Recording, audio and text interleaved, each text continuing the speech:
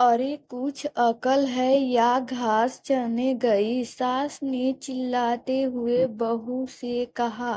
रोज रोज के ताने और ड्रामे से बहू और इकलौते बेटे की जान गई। बहू, ओ बहू, कहाँ मर गई? कमला ने आवाज लगाई।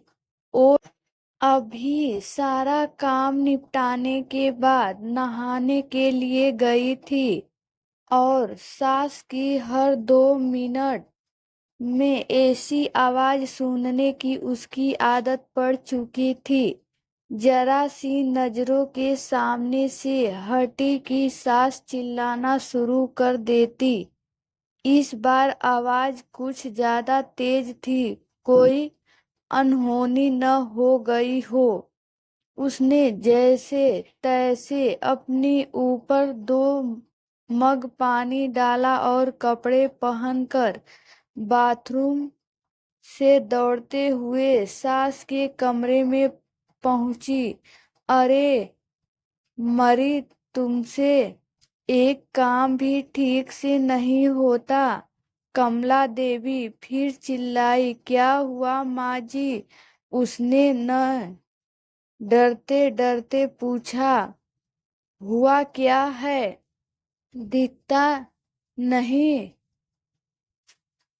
कमखत ये कमरे में पानी पड़ा है, आज पोछा नहीं लगाया था।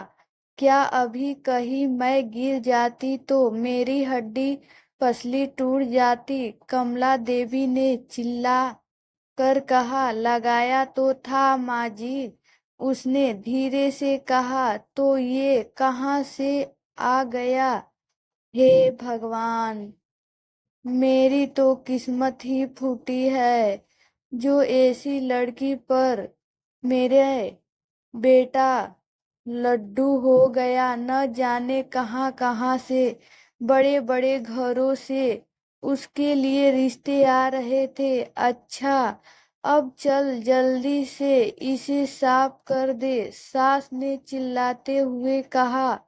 उसको पता था कि नहाने जाने से पहले ही उसने पूरा घर साफ किया और ये पानी जानबूझकर उसकी सास ने ही उसे तंग करने और ताने सुनाने के लिए गिराया है।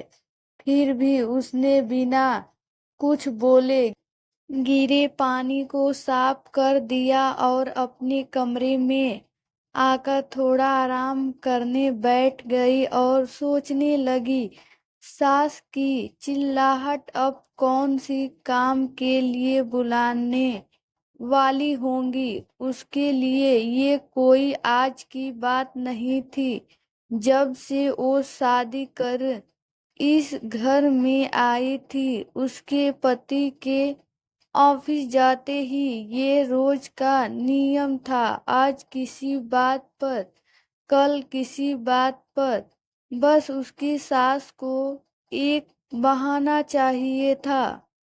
अगर नहीं मिलता था तो बहाने बनाने की कला में वो माहिर थी। इस रोज रोज की किचकिच से अक्सर वो तंग आ जाती थी। पर कुछ पति के प्यार, कुछ सास की उम्र और कुछ घर की नई बहू होने की वजह से सब बर्दाश्त कर रही थी। उसे खुद ही समझ नहीं आ रहा था कि उसके खुद के वजूद में इतना परिवर्तन कब और कैसे आया। उसको यह भी याद नहीं कि कब उसके अपने घर में उसकी माँ या पिता ने कभी उससे ऐसे शुरू में बात की। अपनी कॉलेज और स्कूल के समय तो वो बिंदास लड़कियों में से एक थी। पूरे स्कूल या कॉलेज में कहीं भी किसी के साथ कोई गलत बात होती थी तो वो लड़ने के लिए सबसे आगे खड़ी मिलती थी। किसी के भी हक के लिए वो पूरे सिस्टम से आ जाती थी, पर आज अपने ही खिलाफ हो रहे अन्याय को चुपचाप सह रही थी। सोचती थी, क्या यही शादी के मायने होते हैं, जब एक लड़की को अपने स्वाभिमान और सम्मान को एक नए परिवार की सूली पर चढ़ा देना पड़ता है। शाम को पति के आने पर बहुत सारी बातें कहने का मन होता था। एक दो बार कही भी थी, पर एक तो थके होने से वो इस पर ज्यादा ध्यान नहीं देते थे। और फिर अपनी माँ के खिलाफ वो एक भी शब्द नहीं सुन सकते। उनकी माँ भी अपने बेटे के सामने उससे बड़े दिखावे के साथ बात करती थी, पर जैसे ही बेटा घर से बाहर निकलता था, उनके तेवर बदल जाते थे, जो उसे समझ में ही नहीं आता था कि बाहर निकलता था। उनके देवर बदल जाते थे, जो उसे समझ में ही नहीं आता था कि एक इंसान पल भर में दो तरह के व्यवहार कैसे कर सकता है। कमला देवी को सबसे ज्यादा तकलीफ तो उसकी शादी में मिली दहेज से थी, जबकि उसके माता पिता ने अपनी हैसियत से बढ़कर उसकी शादी में खर्चा किया, लेकिन दहेज में या दूसरे से कुछ भी मुफ्त में मिलने की उम्मीदों और अभिलाषाओं का कोई अंत नहीं होता।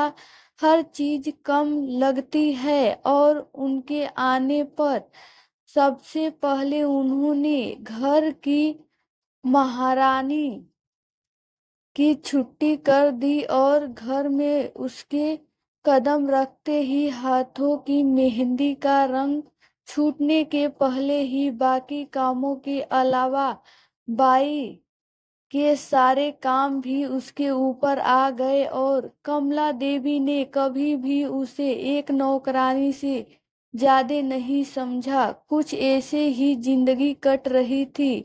उसकी रोज कोई नया बखेड़ा होता था, और वो रोज शांति पूर्वक उन्हें संभालने की कोशिश करते हुए सोचती थी कि जल्दी ही उसे अपने पति और सास के साथ बैठकर शांति से इसका हल निकालना पड़ेगा।